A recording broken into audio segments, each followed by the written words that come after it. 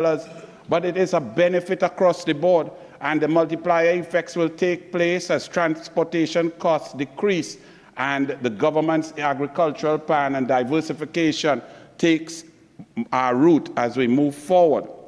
So, Senator Atz, I also will implore you at your new position, seeing that you didn't mention that Guardian Media Limited falls under your auspices as a board member of Answer McCall Group, that so maybe we could start to see a little bit more fair and balanced journalism from Guardian Media Limited, rather than reporters so full of venom and not understanding their journalistic principles, because you are a lady and a citizen who has lived extremely well and fairly and balanced, and I'm sure that you will not be part and parcel of encouraging any sort of balisé juice from a Guardian Media Limited. So I look forward to them returning to their basics, back to basics, their journalistic principles. Ask hard questions, of course, but the absolute venom and political bias of the PNM could not be the way.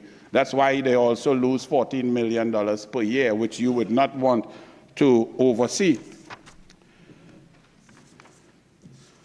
Honorable Senator Lalit Etienne, don't worry, Honorable Senator. The guardrails have been put in place. The guardrails to protect the NIS and to protect the nation's treasury and to protect the country have been put in place. They were put in place. They were put in place on April 28, 2025 in a landslide victory, removing the issues and the problems that you may have had with the NIS that this government agrees with, that citizens had been contributing. But that PNM blight, that PNM government has ruled us for 76.2% of our existence. And when you ask them where the money gone, you are correct, because they had people like Calder Hart and Andre Montai in charge of our money, and we don't know where it went. But this government has to bail the cat. This government cannot allow, by 2033, the entire system to collapse, because then everybody who had contributed would lose.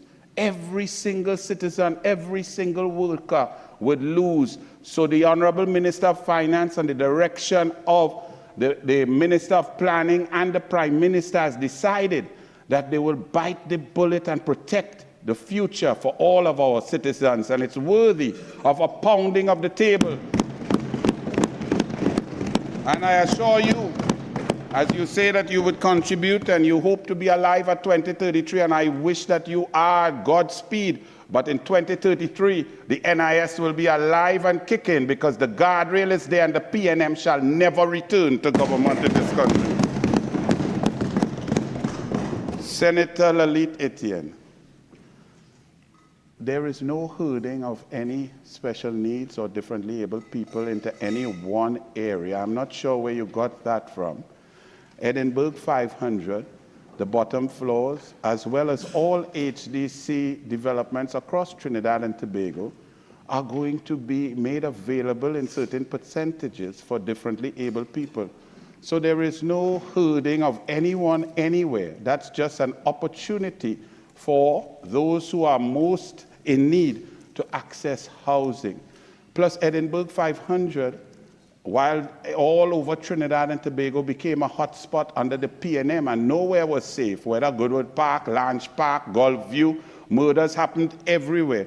The current Prime Minister and the Ministers of National Security here are dealing with that situation, and the murder rate has come down 42%. My learned colleague, my young Senator Rashid here, temporary senator, lives in Edinburgh 500.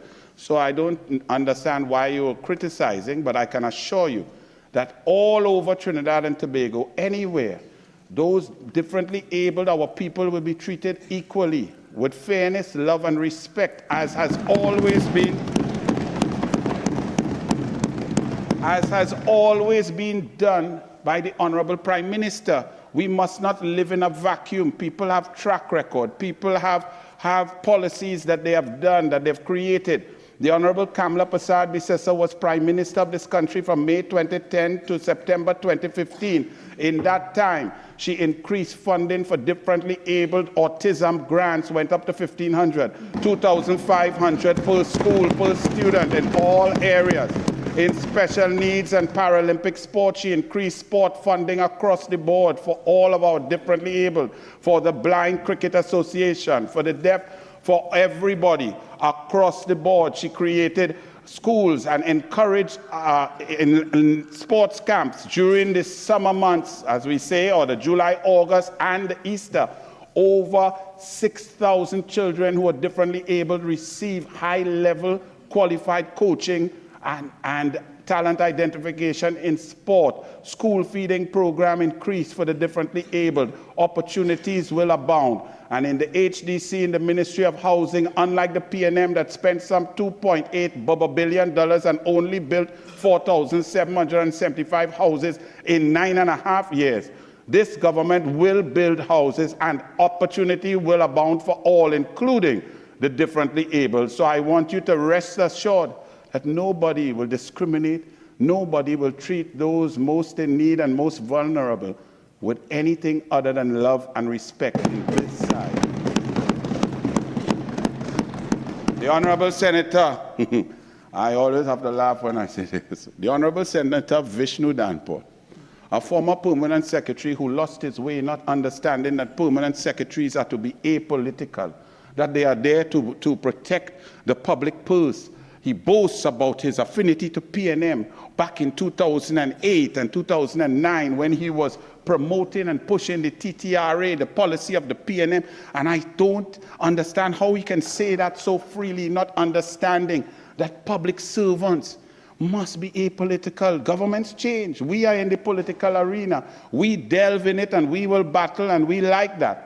But a public servant, especially one as qualified and as brilliant as the Honorable Vishnu Danpal, for you to admit that while you are permanent secretary, you are PNM, that hurts me in my heart, in my soul, and that's why the country is in a mess. Because others like you, you also see your colleague who you worked with in the Ministry of Finance, the most powerful ministry, the Honorable Alison Lewis, as we lost government in 2015 September by spurious means, but we won't discuss that now. Apansa, she went onto the board of the PNM Port Authority. She also went on the board of Republic Bank. She also, after having advised the previous government that Nikwan and those assets of World GTL were of no good and it was a bad debt, she went on a board of Nikwan and got the assets from the PNM. This is why our country is in a mess. So I've heard the words uttered by Senator Atz and Senator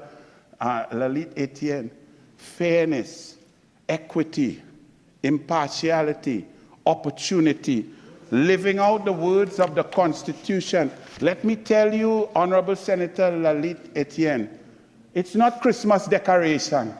It's not jokes.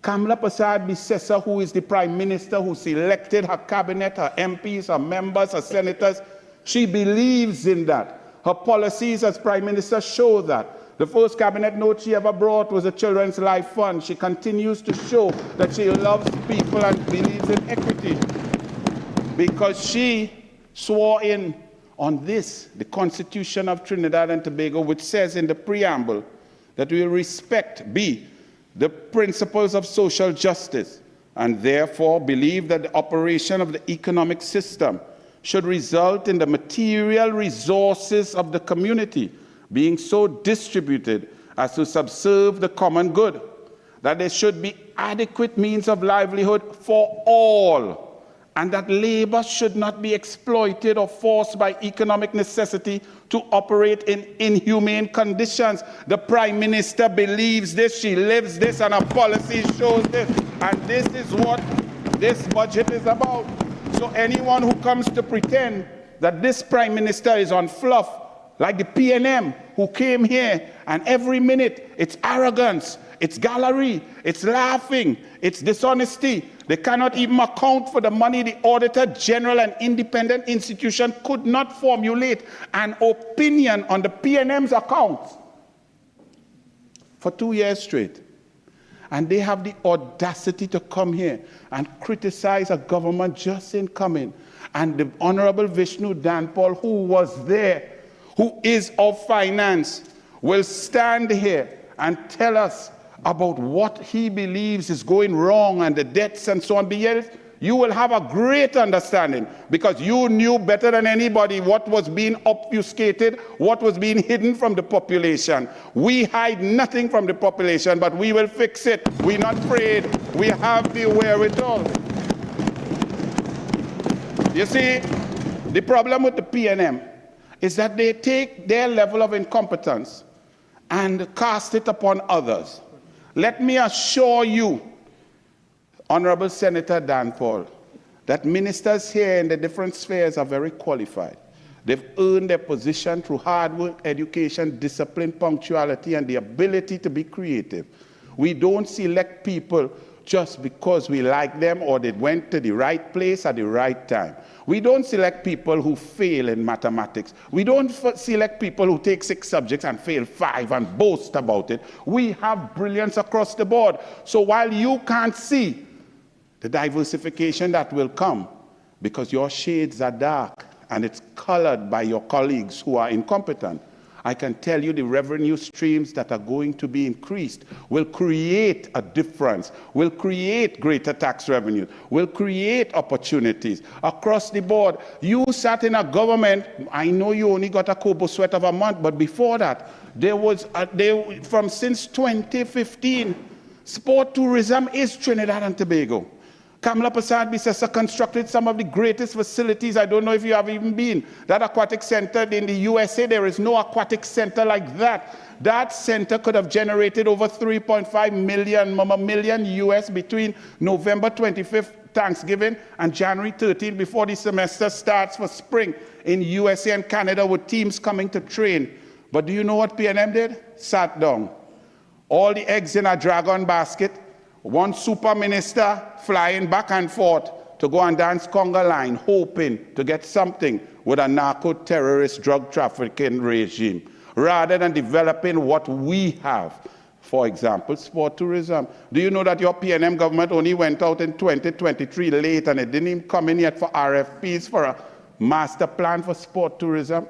The PNM is a blight, and that's why we are here. This government is not and cannot be compared to what the PNM does. So anybody analyzing this budget presentation with a lens of the PNM is woefully inadequate, because you have to be able to walk and chew gum. The Honorable Senator Dan Paul said that our minister does not want, or he wants to dip into the Heritage and Stabilization Fund. Therefore, he predicated the budget on a price that was so high that means he could dip in it. Well, one thing this honorable minister of 1 month, Kobo Sweat, knows about is dipping in the Heritage and Stabilization, because they dip, whether he was here or in London or in the Ministry of Finance, them dip like never before. The only thing they didn't have was chips and a dip. 13 times over $3 billion US. The Heritage and Stabilization in 2015 September was left by Kamla Prasad Bisesa at $7.6 billion US. After 9.5 years, it should have reached somewhere around 15 to 17 billion US. Instead, it dropped to 5 billion US, and this PNM gentleman is here with a straight face telling us that we want to dip in it. When we were in government, we put money into it. It expanded from 2.3 billion US up to 7 billion. The other thing that he would know, I'm glad, because he knows it inside out, the way to budget and the way to dip into the Heritage and Stabilization, he didn't tell the country that when his minister of grain and laugh at the population, his minister of raise price and harass everybody but himself, when they budgeted, they took the price right up to the exact number higher than they expected. They budgeted at $92 per barrel and $2.36 US per MMBTU, the exact number, knowing full well that if you budget lower, because most ministers of finance would leave a gap, would leave a little bit there, so that once you go 10% above what you predicated your budget on, that money would be deposited in the Heritage and Stabilization Fund. But what they did was budget so close that it can't be an increase, so they did not have to put savings for our children, PNM is anti-children, anti-savings, and anti-people of Trinidad and Tobago. The Honorable former Minister, well, the minister is two Minister of Finance, and then one changed from Finance and went in Public Utilities, and the first thing he could do is spend 1.3 million to outfit an office so he could feel comfortable. But that is PNM. So to tell Honorable Senator, the PNM is gone. So don't judge us by the PNM. The blight is gone. The failures are gone. The lack of diversification is gone. Those who just want to use the government to enrich themselves, they are gone. Senator Dan Paul said there's a derailment, and whether the salaries are 10%, whether it come before or after, you know, it has to be paid. Yes, it will be paid, and it will be negotiated. And he knows full well that negotiations could go up, down, around, all around, and only his finance people, who are very bright with equations and so on, can only calculate when the actual figure has been decided. Suppose the PSA negotiates very well and gets up to 10.25%. Who knows? The starting point is 10%. So you don't come here and put a budget. Budget is not a game to play. When that is budgeted, it will be handled and it will be paid for, because Kamla Prasad Bisesa believes the resources of the country are for all and for all the workers.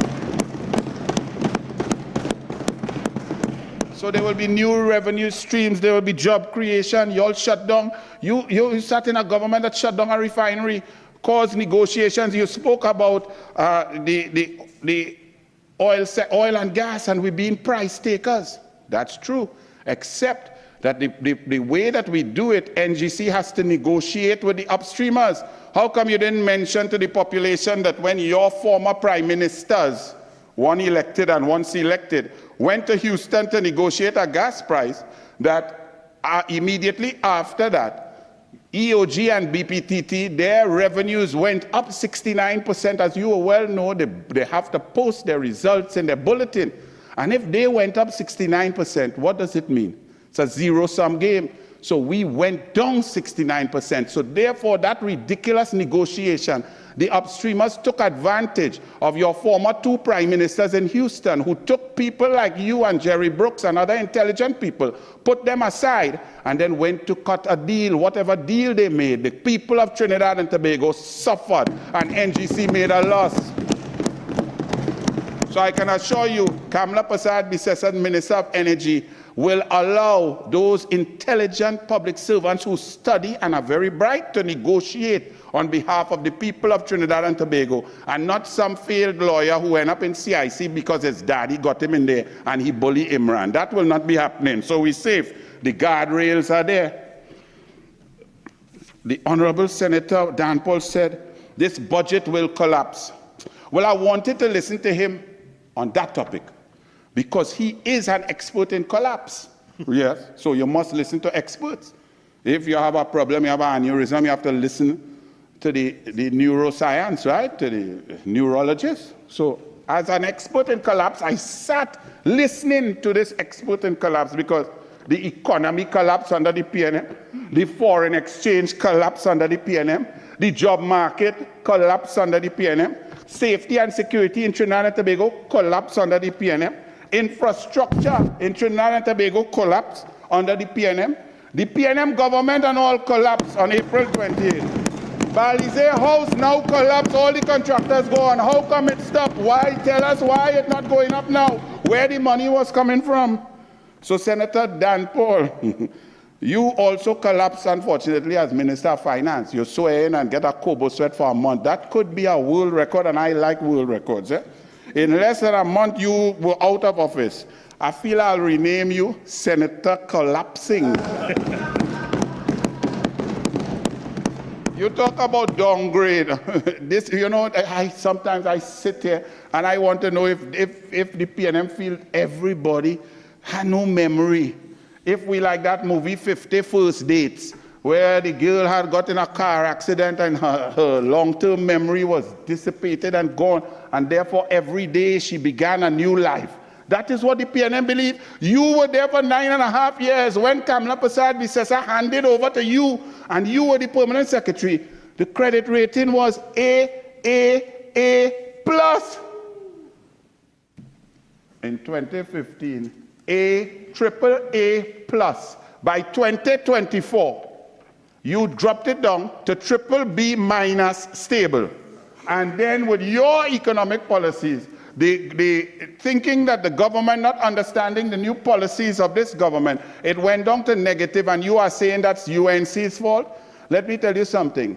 If you read and you know better than I do, but I'm really talking to the population out there, the ratings agencies, they give you negative, but they think that they may, if you don't make changes, they may downgrade you. However, the guardrail is on, changes made. April 28, bright people, intelligent people running, good prime minister, not arrogant, not golf course, not disappear for 27 days and go California and don't tell nobody. There is a government in charge that will make the changes requisite and get us back, climbing back up to that triple A grade rating that we had before. And I don't even know, my hand is shake when I see a document with a PNM logo on it. I had to go and do some jarry and all kind of things. But the People's National Movement put out a statement about this budget. And it says, the media release, opposition outlines reasons for rejecting the UNC's 2026 budget. The opposition wishes to place on record its official position regarding the Appropriation Financial Year 2026 Bill 2025. The opposition voted against this budget because it represents a betrayal of the people's trust and a continuation of the UNC government's deliberate campaign of deception. It goes on to say, it burdens small businesses and protects the wealthy and politically connected. Well, I'll pause right there for a moment. It protects the wealthy and the politically connected. Let me read something for you. And when you understand that this government is going to put some burden on the wealthy, and Honorable Senator Lalit Etienne, don't believe that bullies will survive. The way you contributed, you said, well, once we tax the banks, they will pass it on. Understand, you have a government here that understands how to deal with bullies, how to deal with oligopolies, how to deal with those who collude. So have no fear. We don't just do things without thinking. We have a lot of brain power in the cabinet. But let me just give you, maybe Senator Dan Paul, you could help me with this one. Because right here I'm reading about rental of properties, for example, right? And you see that we are going to equate, and we talk about equity across the board, and giving resources to everyone and giving everybody a fair share.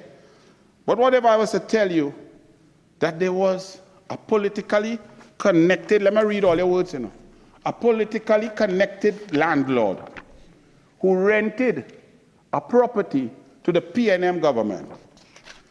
And when he rented this property to the PNM government, the law, Trinidad and Tobago law, the property was under residential. There was only residential approval, which means residential electricity rates, residential water rates. You should only be able to charge residential rent as opposed to the higher rents of commercial. As you would know, when you get commercial permission, or if your land moves from agricultural to residential, your land and your value asset goes up in value. What if I were to tell you that there was a politically connected landlord who rented a building to the government of which he was a part, and the government approved that and paid that landlord commercial rents for 6 years, and that landlord is yet to get change of use? What would you say about that? What would you say if the PNM government was paying taxpayers' money at commercial rates to a landlord who only had a residential building? What would you call that? Because you said that this budget is fraudulent. I suggest to you that what I am talking about is fraud. Because if you charge and you pay for something, the taxpayers' money, for something of that does not exist. You break the law, you receive excesses of money. That is criminal conduct. That is fraud. What would you say if I said that that is the situation? What if it was investigated by the authorities? And the authorities said to this politically connected landlord, well, you have to pay $3 million because residential to commercial, you have to pay. And what if I told you that that was taken to the cabinet in 2021? And on April 28, 2025, no decision had been made to tell that landlord to pay his $3 million, and he was still collecting commercial rent from a residential property. What would you say, Honorable Senator Dan Paul? Would you say it's fraud? Would you say it's fraudulent? You come here and you discuss the UNC budget as fraudulent, strong words. But I put to you that that was in your cabinet. A PNM, politically connected person. You don't know because you was only there for a month. You like to jump out, you know. You just run faster than Usain Bolt. When you're in something, you're in the whole bag, eh? You buy the bag and the caboodle, right? Collapsing. So, I can tell you this has been passed to the Honorable Attorney General to be passed on to the fraud squad. And if anybody wants to answer and correctly record, they can at any time they jump up, okay? Because the fraud squad will do the investigation. I'm not a police officer, but all I know is that if you collecting money under false pretenses, that is fraud. Until Senator Lalit Etienne, that is what UNC and Kamla Prasad Bissessa is against. And that's where the resources will come to be spread down to all, because the PNM is greedy. They eat all the food on top, recuse themselves 652 times, which means taking decisions to benefit themselves, their friends, they're politically connected, then come to attack the UNC government. You all have no shame. And if anybody wants to stand up and clear the record, I am here. Senator Al-Rawi, anything to say? The next one, there was another PNM minister who went on big press conference and said, my family companies and things do business. I am a big minister and a powerful man and all kind of position, and nothing I did to enrich myself and so on, and there was no preferential treatment.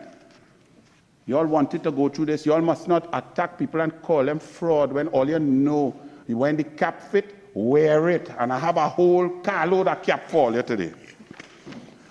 No preferential treatment. Well, I am privileged to be in the HDC as a minister in the Ministry of Housing. And there's a certain powerful former PNM minister, senator, big boy, wanted to lead the PNM. And he said that no preferential treatment was ever given. Okay. However, I have in my hand, in June 2025, the managing director of the HDC. Now, HDC under PNM owes the Ministry of Finance, is correct, nearly $1 billion. That they don't pay the bills, but they come to tell us, probably more. We ain't finished adding up yet, but close to $1 billion. We owed goods and service providers to the tune of $962,906 in June of 2025. This is about hundreds of contractors who are owed. But somehow, the managing director, who's very close to some of the senators sitting down here, we could say one word broke and all of that, very close, decided to do a lot of work, went through these documents to select who would get paid and who would not get paid. Now remember, we are run by this constitution. If everybody is owed money, then everybody has the same right to be paid, and it should be based on a policy, whether it is length of age debts, who's owed longer, who's owed more, whatever, a fair, opaque policy. But this HDC director, J.L. McFarlane, came and presented to the permanent secretary at the Ministry of Housing.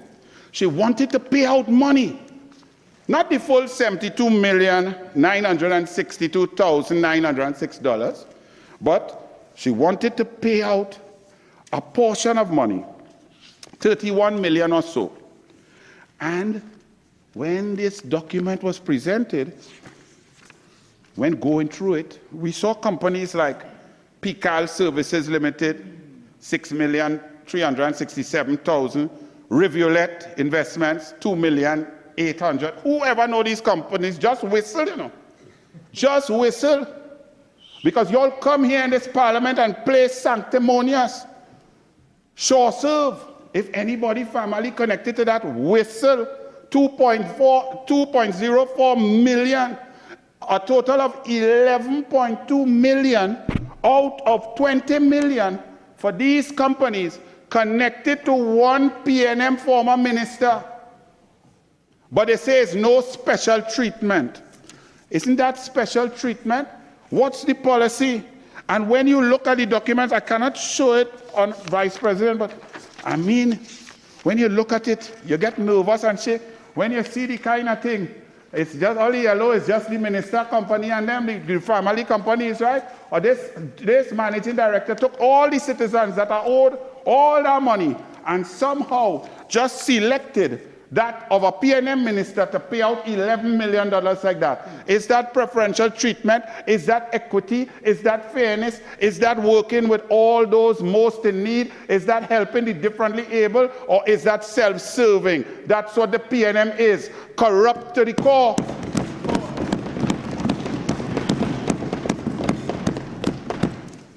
And then we add on that, and it goes on and on. You know, I could go on, but that going by the Attorney General too and to the fraud squad.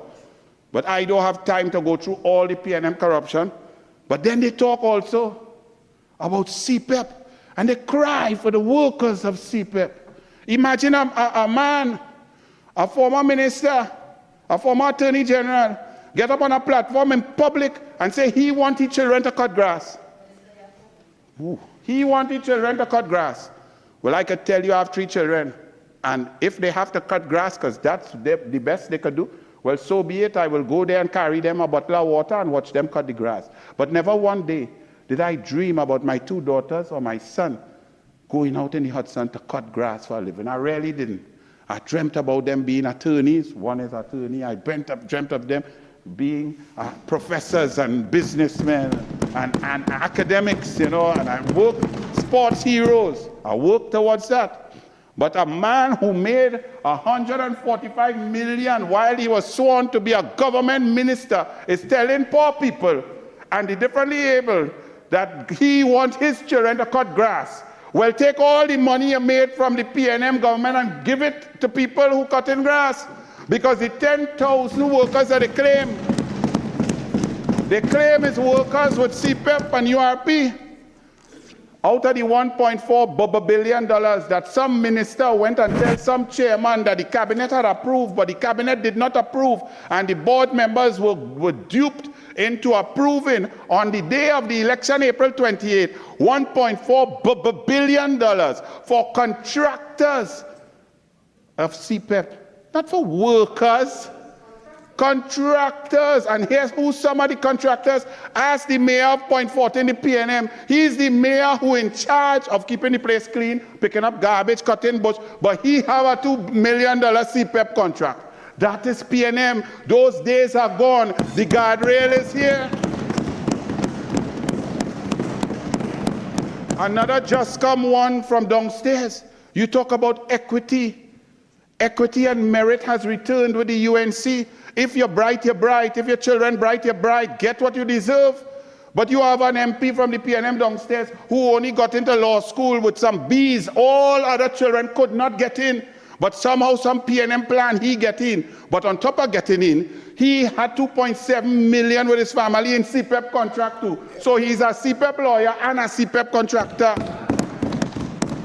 But it didn't done there, no? It didn't done there. Over the last few months, I ain't gonna lie, I don't cry easy, and my daughter just get married, and I didn't cry because she's lucky she get a good man to marry. Better than I could ever be. So I was happy with that. But I have nearly cried meeting people at housing, women, single mothers, poverty, 4, 5 children, thousands of people. I've met at least 850 people coming, begging, thinking minister could give them a house, reference number and so on. Full families. You know what the PNM did other than not build house? In 9.5 years, they built 4,775 houses, right? You know what they did? They gave the same CPEP MP, the same couldn't get into law school MP. That wasn't enough for one person. You know what they did? They gave him a HCC house too. He had no wife, he had no family. Me and him know if you'd ever have a wife. So ask Kareem Marcel if this is what being in government is about. The PNM is gone because the PNM is corrupt. So imagine the PNM, we're talking about Edinburgh 500 and differently abled. Yes, people will get houses and people will be loved and respected and given an opportunity to uplift themselves. Not this PNM disgrace. So not only he get squeezed in law school where he didn't deserve to be, so he could earn money, his CPEP contract to cut grass now too, and then get a house, while single mothers and families are begging for housing. That is PNM, and the PNM is gone and shall never return. God will not do Trinidad and Tobago that. And our next one, Guardsman, PNM, campaign manager, San Fernando West. Yes, look at this. All kind of ghost bills. This going by the Attorney General too for Guardsman. That is San Fernando West, right? And finally, Minister, time up? Time up. Okay. Well, the Honorable Ralph Gonzalez gear away today because I was going there too. I go do that on doubles and coffee. Thank you very much, Honorable Vice President. All your PNM talk now. Bless.